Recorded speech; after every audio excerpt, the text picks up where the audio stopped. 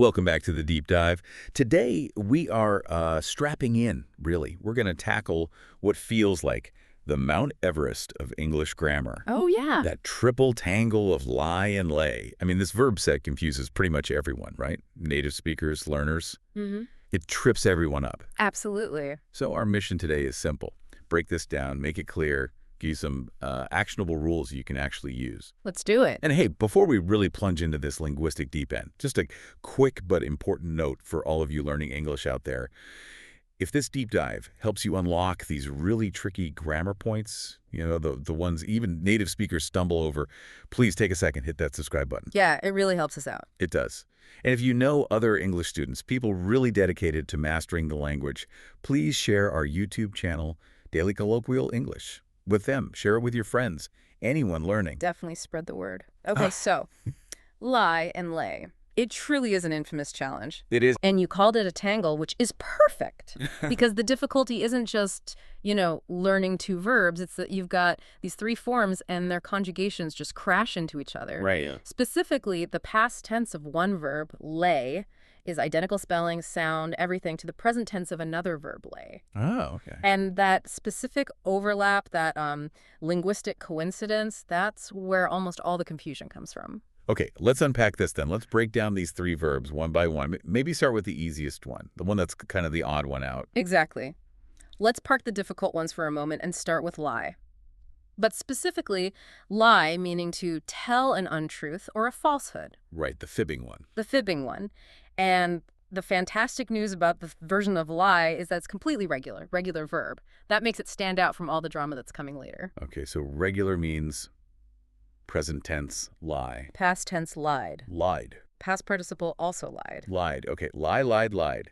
It plays by the rules, thank goodness for that. Yes. That regularity is your first memory hook. Just remember, deception is regular. Now, we use this verb in, quite different contexts. Think about really formal situations, like in court. Right. You might read in a report, "The witness lied under oath." That's serious. It's connected to the legal term perjury, of course. Of course. But then, like you said, we totally flip it. We use it super colloquially all the time. If someone tells this crazy story, you might just yell, "Don't lie." Exactly. And you don't mean they're committing perjury. You just mean stop joking or no way, I don't believe that. Yeah, the versatility of English, huh? So grammatically, what's the deal with this one? This one is intransitive. Intransitive, okay. Meaning it doesn't need a direct object. The focus is on the person doing the lying. It often takes, to someone, he lied to his boss, or maybe a whole clause. Mm-hmm. She lied that she had finished the work. Got it. No object needed. Okay, so that handles deception. Lie, lied, lied. Done. Now we move from lying about a story to, laying down an object. Yeah. Totally different action. But, that similarity is maddening. Let's talk about the verb lay, L-A-Y. Right. The verb lay. Its core meaning is to place or set or put something down onto a surface. Yeah. And the absolute single most important thing to get about lay is that it always involves acting on something else. Oh. It is always transitive. Transitive. Okay, that's the magic word here, isn't it? It has to have a direct object. You can't just lay. Someone lays something. Exactly. That's the distinction we really need to hammer home. Think of lay like an action verb where something receives the action. You lay the book down, you lay the plates. Chickens lay eggs. Right. There's always a what, lay what. The book, lay what. The plates, lay what. Eggs. Precisely. It's always action on something else. If you're moving an object, setting it down, putting it in place, you use lay. And the good news is the past forms are pretty regular again, sort of. Present is lay. Past is laid, L-A-I-D. And the past participle is also laid. Okay, lay, laid, laid. That's not too bad. Can you give us a couple more examples? Show that direct object in action. Sure. Think practical. The crew laid the new carpet yesterday. What did they lay? The carpet. That's the object. Okay. Or, like we mentioned with chickens, the hen lays an egg every day. Yesterday, she laid one egg. The egg is the object. Actually, a neat trick some native speakers use is mentally swapping in the word put. If put works, then lay laid probably works too, because you always put something. That's a really good trick. Put the carpet down, put an egg. Yeah, that works. And we also use it figuratively, right? Like you don't physically place something when you lay the groundwork for a plan. Exactly. Or when the boss lays down the law. The idea of placing a foundation or establishing a rule is still there. It's still an action directed outward onto something, even if that something is abstract, like groundwork or the law. Okay, makes sense. Action onto an object. Lay, laid, laid. Got it. I'm confident. Reasonably. But now for the linguistic landmine, the source of, I suspect, 90% of the trouble. We have to talk about the other verb spelled L-I-E. Yes.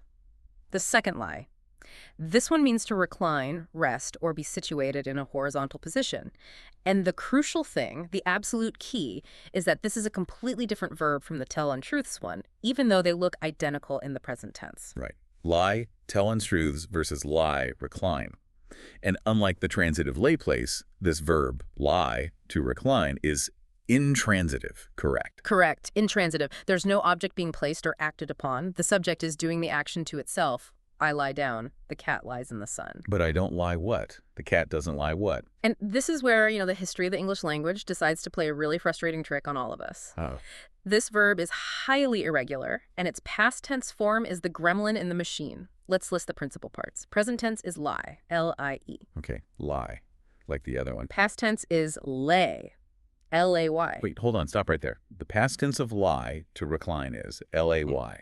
L-A-Y, lay. But that's the present tense, the other verb, lay, to place something. L-A-Y. Exactly. It's a complete dictionary collision.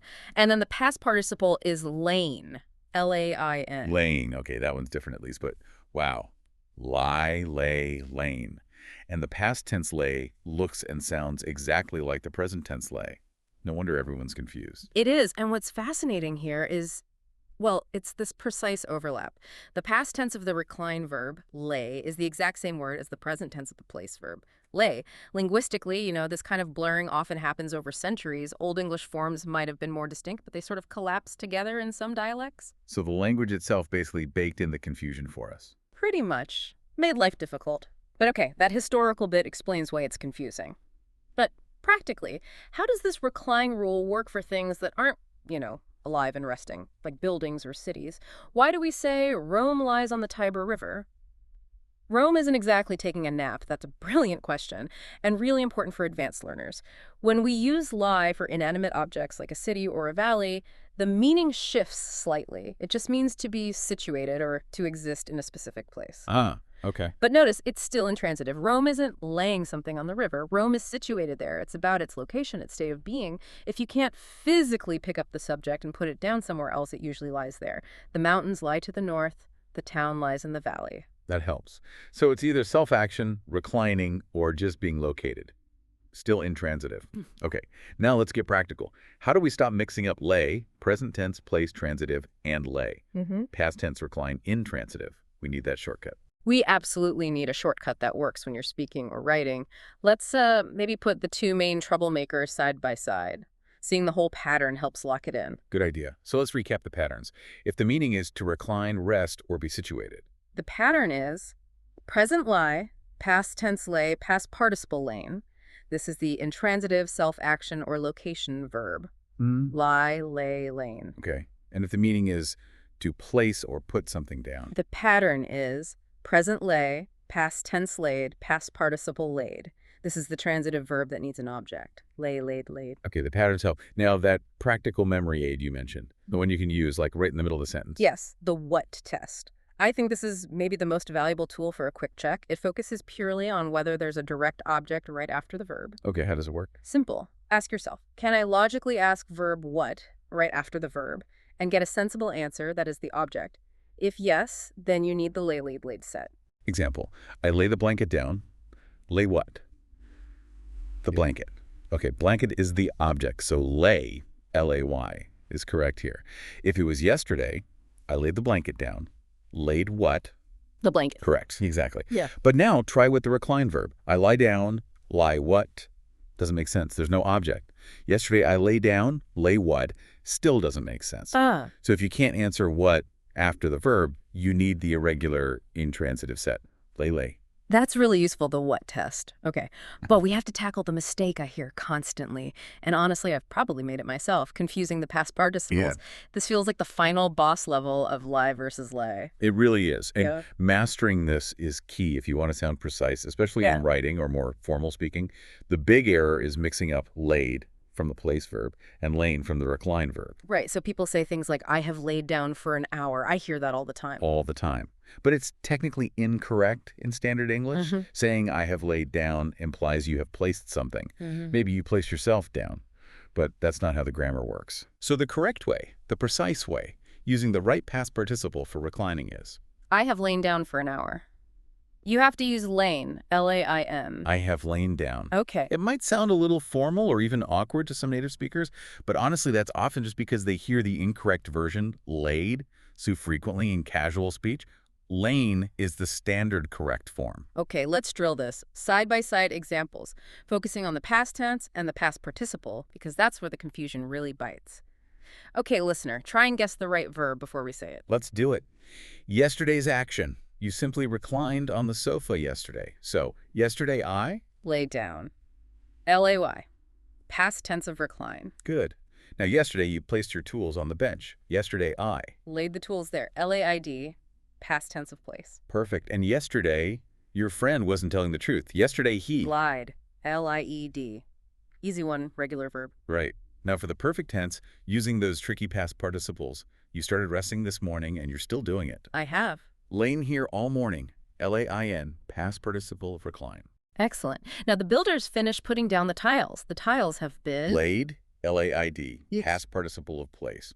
Used passively here. Fantastic. And your opponent has been dishonest in the past. He has. Lied before. L-I-E-D, past participles untruth. See? When you put them side by side, the differences become clearer, especially those key past participles.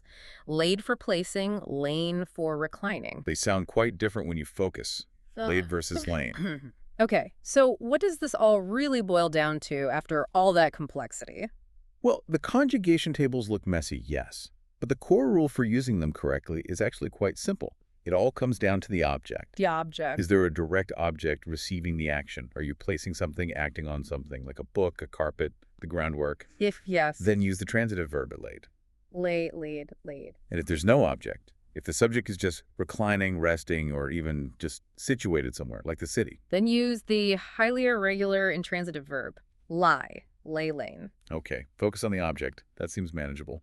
It is, and we really encourage you, the listener, start tuning your ear to this. Listen for how people use these verbs in everyday conversation. You'll notice the mistakes, especially that laid for lain mix-up. Yeah, and just noticing the difference between common, maybe slightly incorrect usage and what's grammatically precise, that's a huge step in mastering the language. Absolutely. And look, while it's true many native speakers get this wrong casually, especially mixing up laid and lain in speech, getting it right yourself, that's a shortcut. It makes you sound instantly more precise, more credible, especially in formal writing or speaking.